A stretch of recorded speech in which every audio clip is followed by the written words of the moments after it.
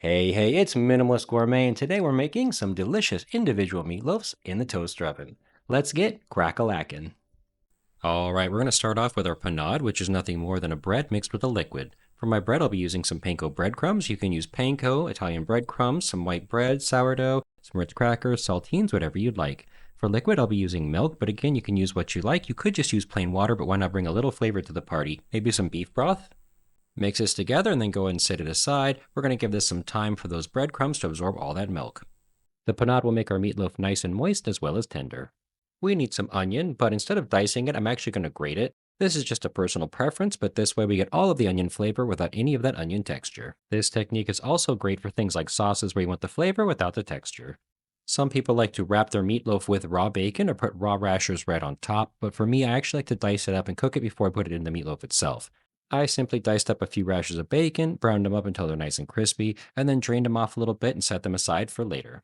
For this next step, we do need some bacon grease, but this is way too much here. So we're going to go ahead and pour some of this off, but we are absolutely not going to waste it. I pour mine into a little container and store it in the fridge. It's good for 1,001 things, but one of my favorite things to do is actually make bacon mayo. I've got a short on that, which I'll link in the description below, so definitely check that out after you're done watching this video. I've got about 2 teaspoons of the reserved bacon grease in the pan, and we're going to put in our onion. Over medium heat, we're going to go ahead and cook this until it reaches a nice rich golden color, just like this. At this point, I'm going to go ahead and add in my minced garlic, and we're going to cook it for about another 2 minutes. As always, the recipe's in the description below, so definitely go down and check that out. And don't forget to comment, share, like, and subscribe. It's super simple and really helps the channel out. Once these are done, go ahead and pour them on top of your cooked bacon and set them aside for just a minute. I've got about 1 pound of ground beef here that I've allowed to come up to room temperature, and don't use anything too lean. Something like an 85-15 would work great. Our panade looks fantastic. All those panko breadcrumbs have absorbed the milk completely, so it's ready to go ahead and toss right on top of our beef. Next up, we have our bacon, onion, and garlic mixture. Again, we're just going to go ahead and pour this right on top. I'll be using some soy sauce to add some moisture and flavor. Traditionally, Worcestershire sauce is used, and you can use either one. Worcestershire sauce just really isn't available where I live. Of course, we need to add some salt to make sure everything pops. Remember that your soy or Worcestershire sauce does have some salt in it, so don't overdo it. And to bind everything together, we're going to go ahead and use 1 egg. If you don't like the feeling of raw beef on your hands, no worries, you can go ahead and glove up before you continue.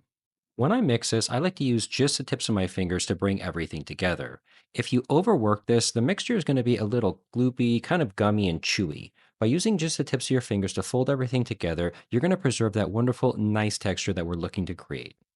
There's also no need to overwork this mixture. You're really just looking to distribute all of the ingredients evenly. So once you've achieved this, you can go ahead and stop.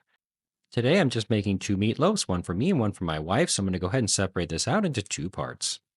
I have my toaster oven tray here with some aluminum foil and a little bit of olive oil to make sure that nothing sticks.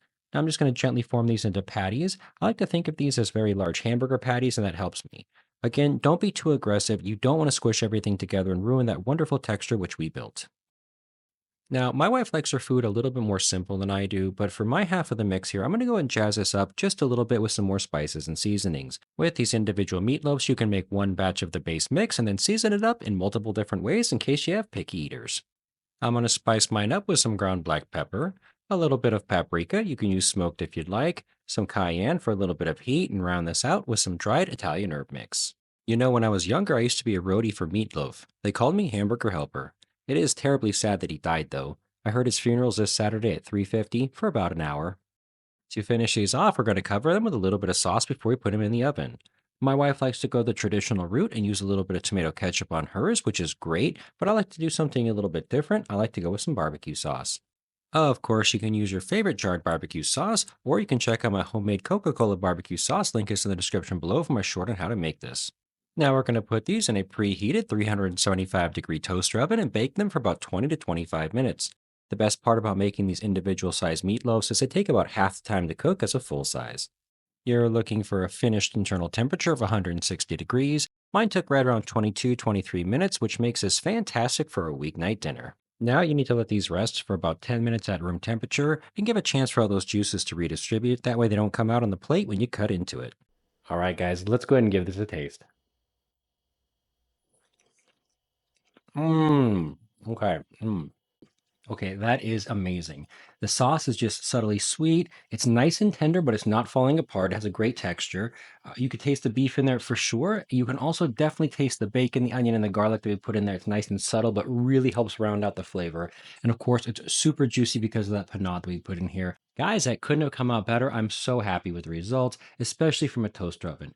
Definitely go ahead and check out my playlist right here. These are all recipes that I've cooked in a toaster oven that you can reproduce at home.